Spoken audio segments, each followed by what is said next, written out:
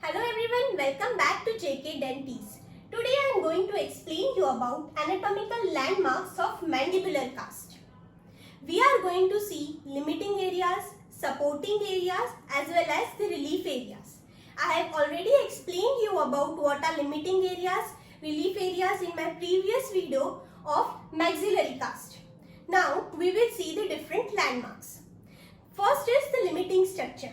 The limiting structure decides the border or up to which your denture will be extended. The first limiting structure is the labial frenum. This is the labial frenum. In mandible, the labial frenum is very active. Secondarily, there is attachment of two muscles, that is orbicularis oris and the incisivus.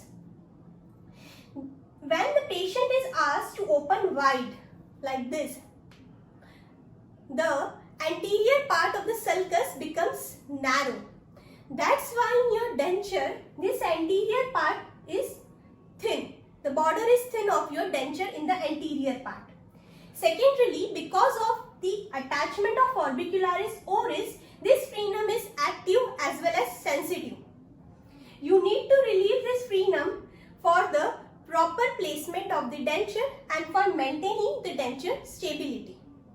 Now, from the labial frenum till the buccal frenum, there is labial vestibule. Buccal frenum till the labial frenum. What is labial vestibule? Labial vestibule is the place where there is attachment of the orbicularis oris muscle. To one side there is crest of the ridge and to the other side there is lip. Main muscle of the lip is orbicularis oris.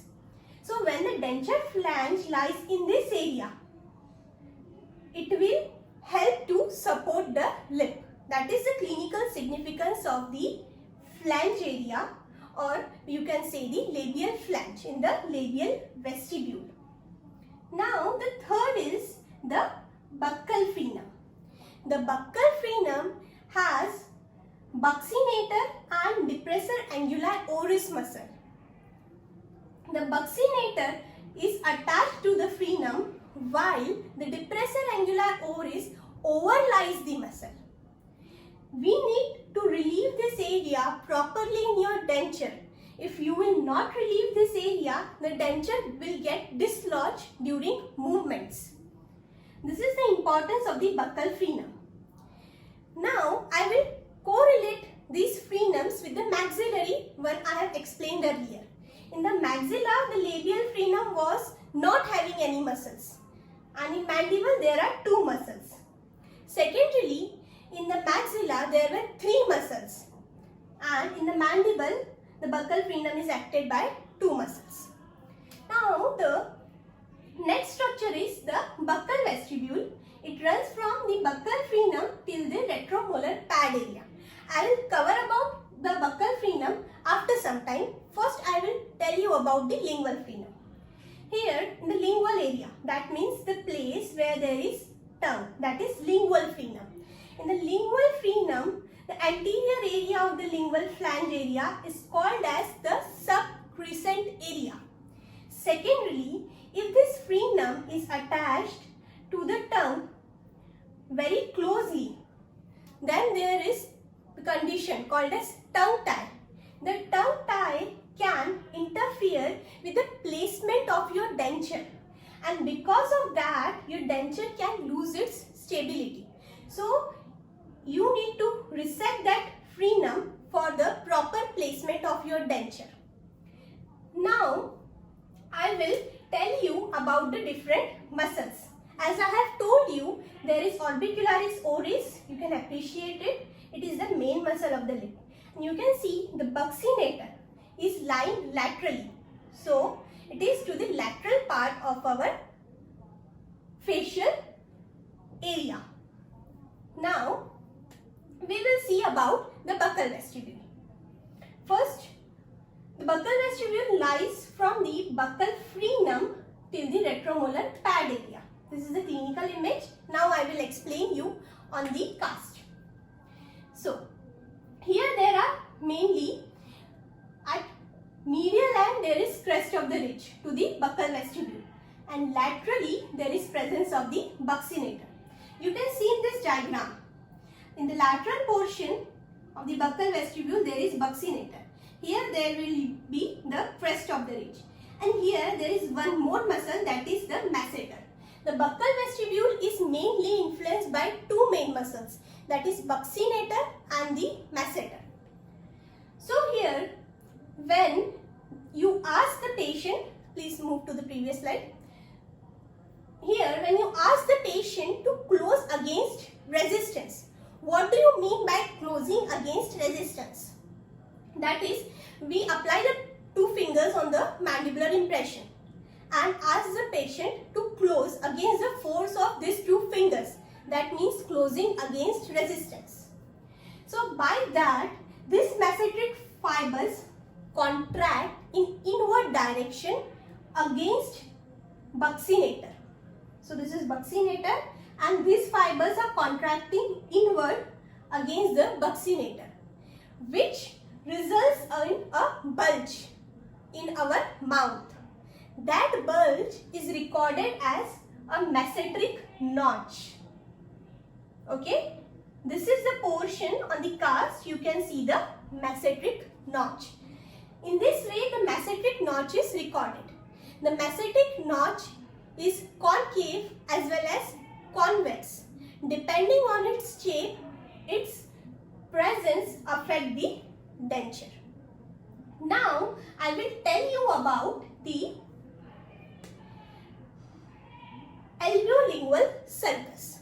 The alveolingual sulcus runs from the lingual frenum till the retromolar pad area.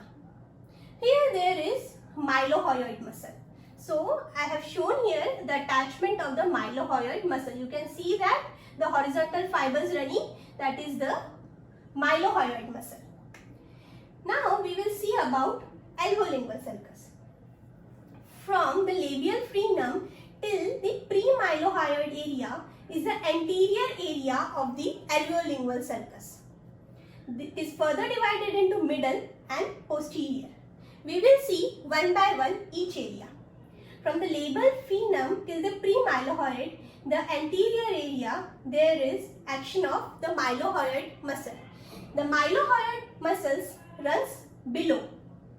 Secondarily, when you ask the patient to touch the central incisors, this curve turns below and your flange will touch the floor of the mouth.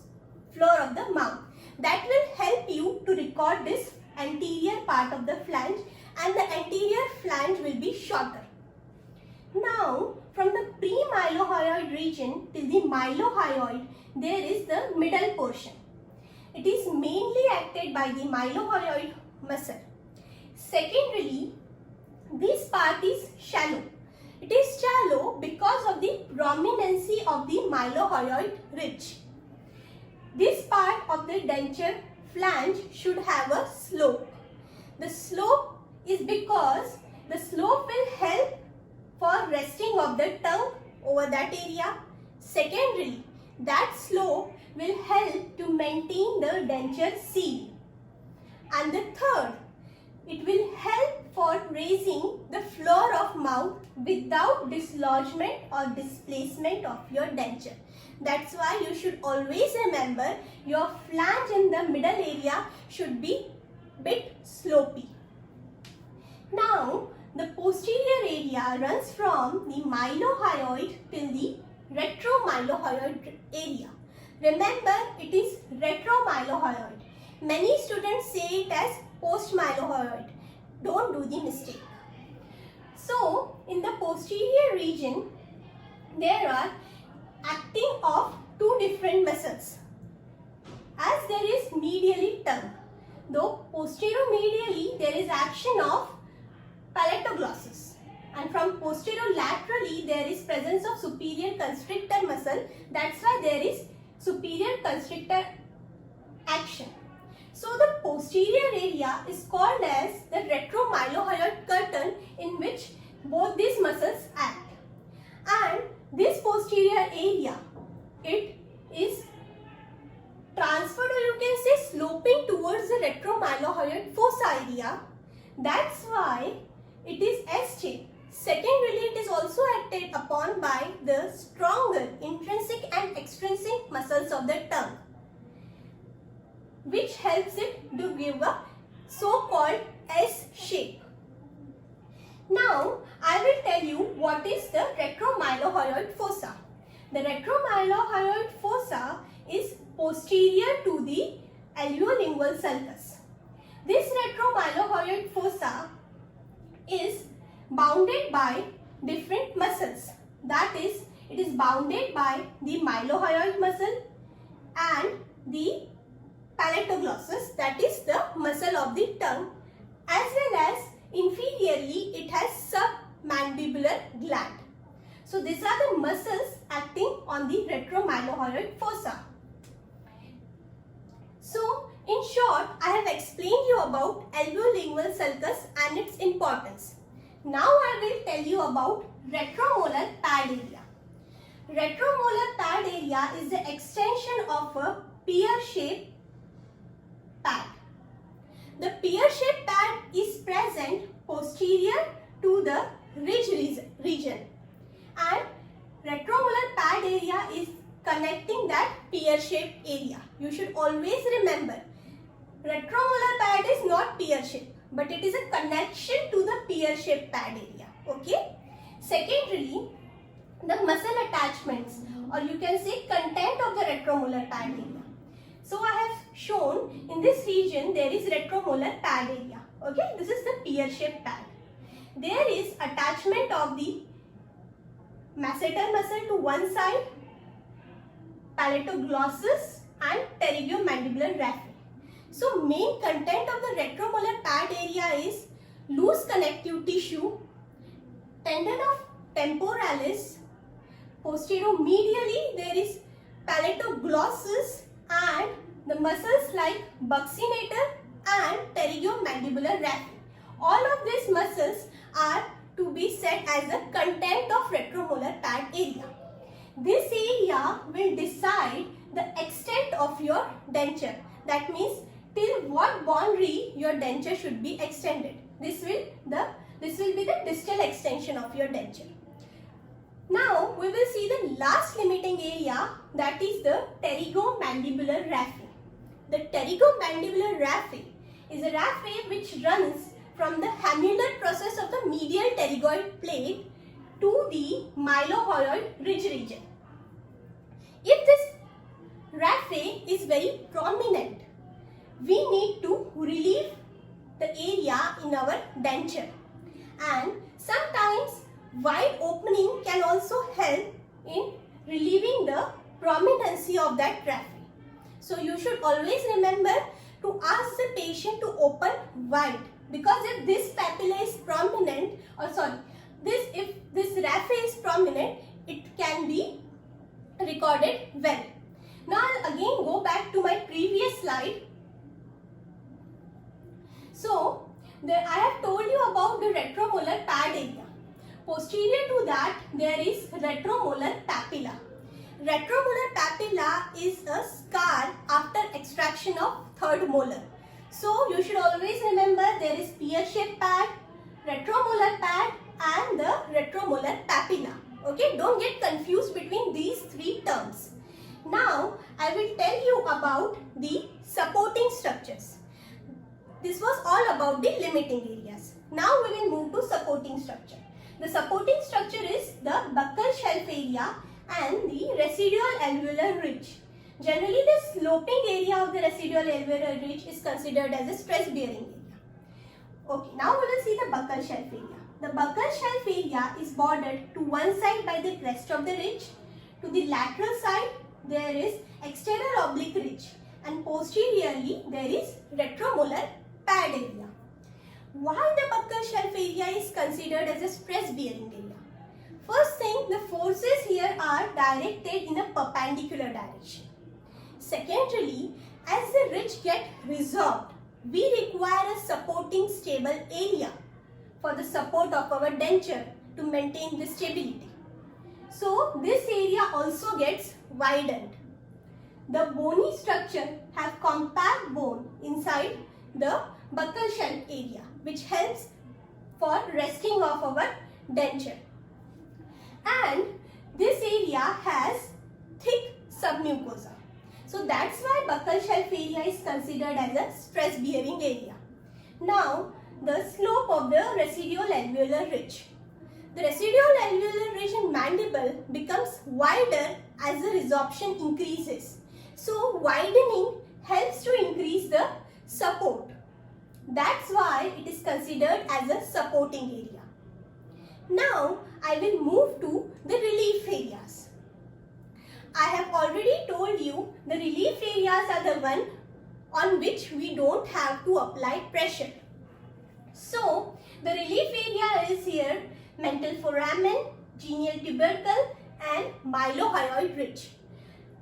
I have not mentioned in the diagram, there is one more area, that is torus mandibularis. So first we will see mental foramen. The mental foramen is mainly located in between the first or second premolar, okay, in this area, okay, in my chin. So there is passage of mental nerves from there and the vessels. If we create pressure on that area, this area will get compressed, and because of that there will be paresthesia. As I have already told, first sign will be the inflammation and symptom will be the pain. Later on it will progress to paresthesia and finally the necrosis. So we need to relieve this area. Next area is the genial tubercle. Genial tubercles have attachment of geniohyoid and genioglossus muscles. If after resorption these muscles become prominent, we want our denture to rest on it, but this prominency will affect the resting of our denture and will result in displacement of our denture.